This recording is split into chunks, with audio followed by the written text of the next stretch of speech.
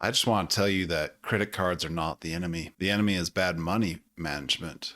Credit cards in themselves are just a tool, and it's important to know how to use them and when to use them. So, credit cards open up a world of opportunity, but they also, if used improperly, are going to get you into a lot of trouble. As I've talked to more friends and family and encouraged them to take advantage of the rewards of having good credit, I've been met with a lot of questions, right?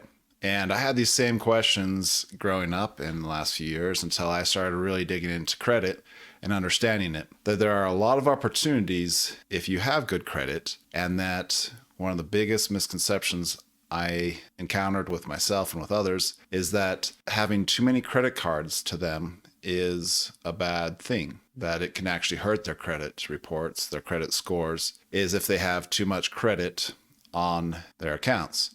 But that is actually not the truth. It is the exact opposite. You actually want more credit cards and more loan accounts, such as your mortgage, car payments, etc. As long as you're paying them off and staying current, then banks, they look at that very positively because they want to see that you're using different methods, different credit lines, and that you are being responsible with your credit. And so I've talked about this, and I'll be talking about it more, is with your credit report, with your credit limits, it's better to have $100,000 of credit limits than $10,000 of credit limits. Because with $100,000, if you spend $1,000, that is 1% of your total credit limit. But if you have only $10,000 of credit limit and you spend $1,000, that is 10%. So it's a 10 times difference. It has a very big effect on your credit score. Because if the credit card companies see that you are utilizing 10%, 30%, 50% of your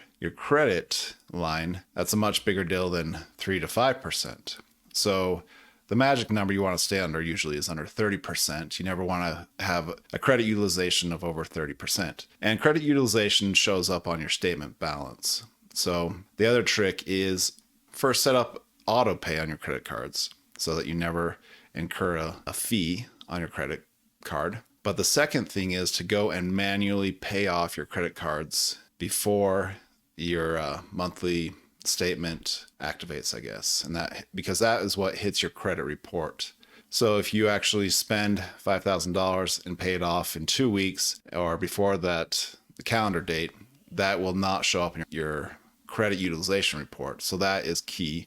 That's what I do. I have everything set up automatically, but I also go in and pay off my credit cards early. I usually pay them off within a week or two because I only spend money that I have. That's the other key. So credit cards are so good if you use them correctly. One other thing is when you're getting credit cards, you want to pull out one credit card and do it every 3 months. You can pull out a credit card once every 6 months. 3 months is kind of the area where you get the best returns on your credit report. And that's the safest route because every time you pull out a credit card, you get a hard inquiry and that goes against you.